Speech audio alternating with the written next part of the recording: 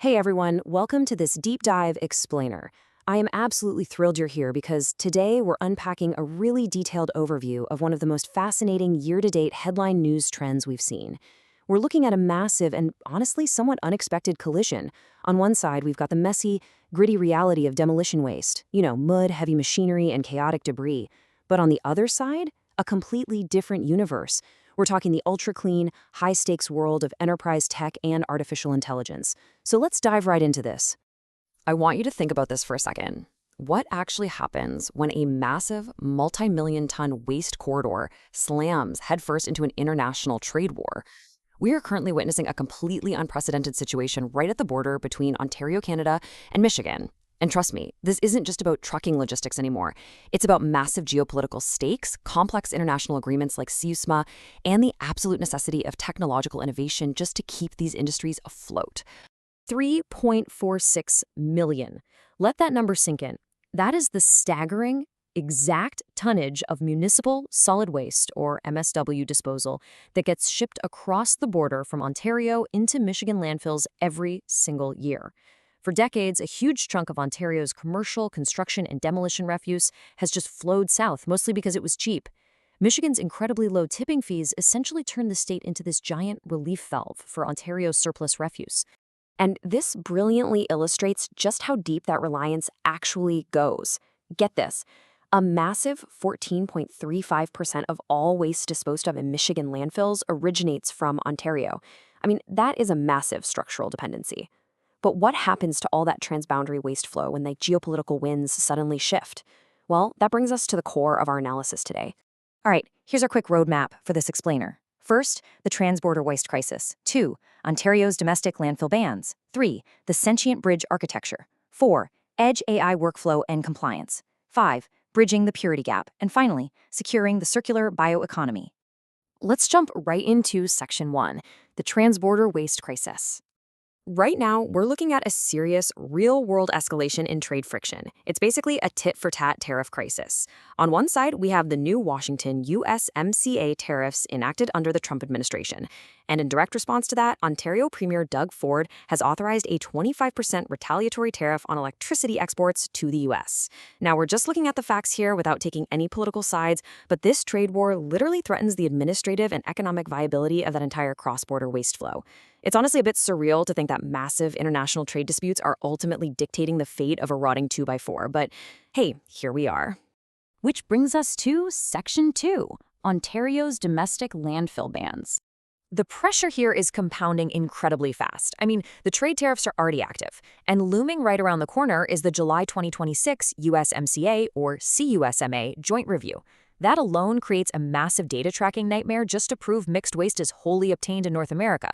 To compound this even further, Ontario is enacting a $60 per ton circular levy on mixed waste, and looking ahead to 2029, a complete rewood landfill ban that will stop landfills from accepting even clean wood.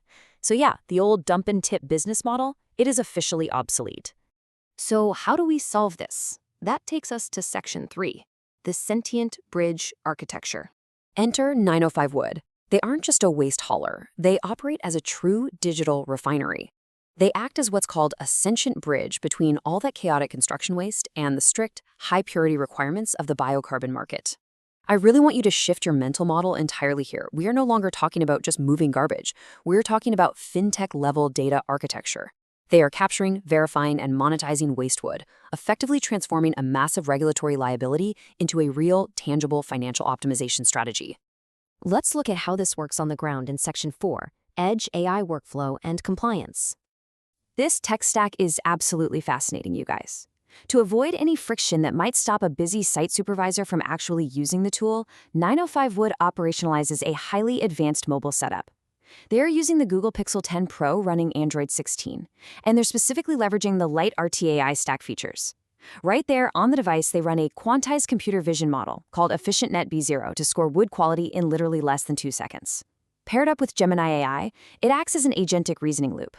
Basically, it's a highly intelligent site supervisor living right in your pocket, processing environmental laws at the very edge of the network, without even needing to connect to the cloud. And the UI/UX workflow?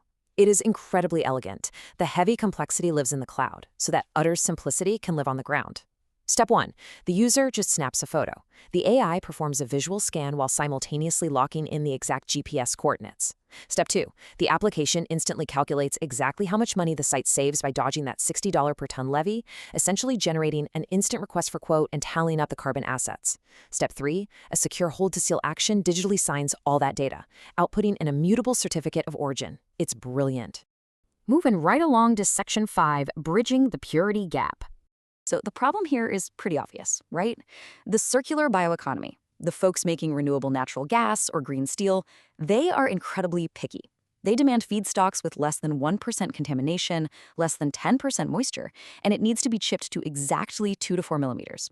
But demolition reality, it's a mixed, weathered nightmare of raw 2x4s. That's where 905 Wood uses its AI to seamlessly sort clean from treated wood.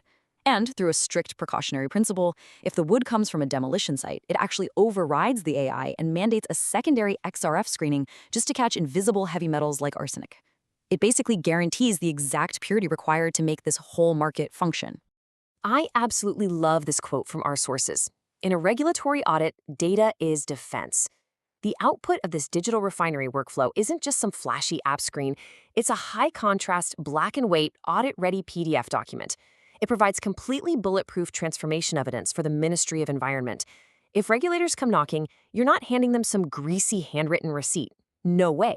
You hand them a certified decision lineage proving exactly why that wood was accepted, verified, and safely diverted.